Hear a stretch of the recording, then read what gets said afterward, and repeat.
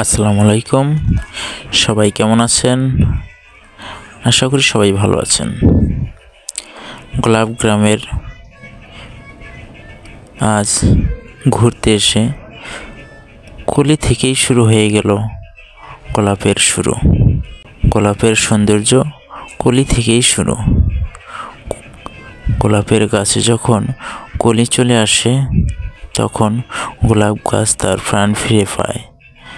যখন কলি ফুটে গোলাপ হয়ে মানুষের মাঝে আসে তখন গোলাপ যেন একটি অমূল্য রত্ন হয়ে ওঠে।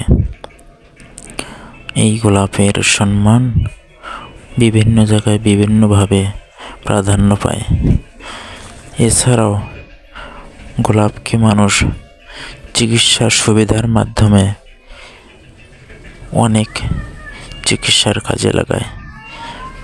বিভিন্ন প্রদাহ, ডায়াবেটিস,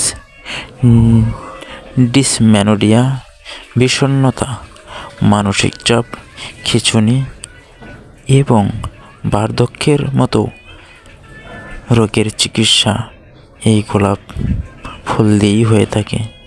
গোলাপের পাতা দিয়ে অনেক ঔষধ তৈরি হয়। এটি একটি অ্যান্টিবায়োটিক তৈরির উপাদান। এটি মেয়েদের ত্বকের সৌন্দর্য বাড়ানোর ক্ষেত্রেও ব্যবহার হয় লোশন হিসেবে।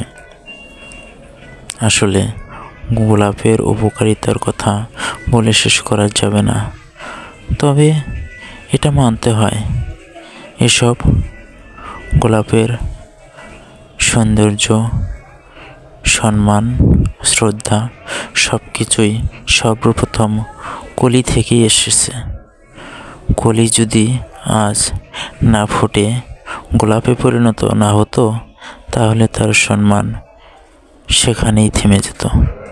তাই গোলাপ গ্রামের আশপাশকে ধন্যবাদ জানানো এবং তাদেরকে আরও উৎসাহ দিয়ে গোলাপ চাষের জন্য তাদেরকে আরও সুবিধা দেওয়া প্রয়োজন।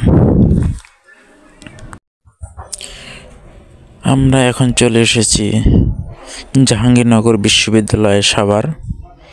এখানে অল্প টাকায় সুস্বাস্থ্যকর খাবারের ব্যবস্থা রয়েছে। আমরা এখানে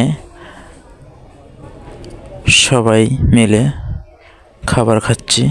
আসলে এরকম ব্যবস্থা প্রত্যেকটা বিশ্ববিদ্যালয়ে করা উচিত। তাই প্রত্যেক বিশ্ববিদ্যালয়ে এইরকম অল্প টাকায় খাবারের সুব্যবস্থা করা উচিত, কারণ প্রত্যেকটি বিশ্ববিদ্যালয়ে বিভিন্ন জায়গা থেকে বিভিন্ন ধরনের ছাত্রছাত্রীরা ভর্তি হয়। আসলে খাওয়া দাওয়ার বিষয়ে তাদের অনেক টাকা খরচ হয়। অল্প টাকায় সুস্বাস্থ্যকর খাবার পেলে তারা অনেক দিক দিয়েই উপকৃত হবে।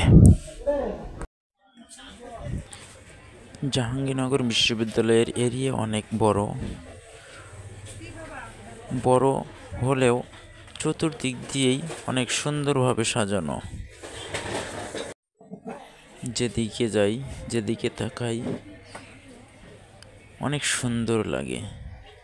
আসলে পরিবেশটাই যেন অন্যরকম।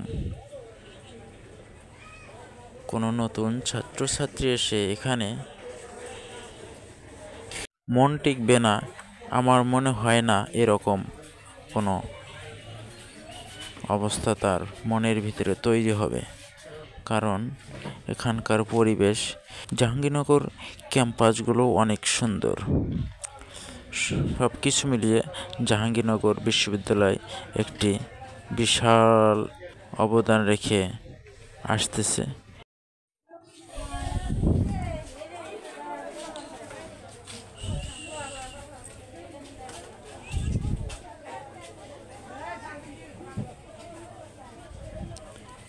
আজ এ পর্যন্তই। সকলেই ভালো থাকবেন। আল্লাহ হাফেজ।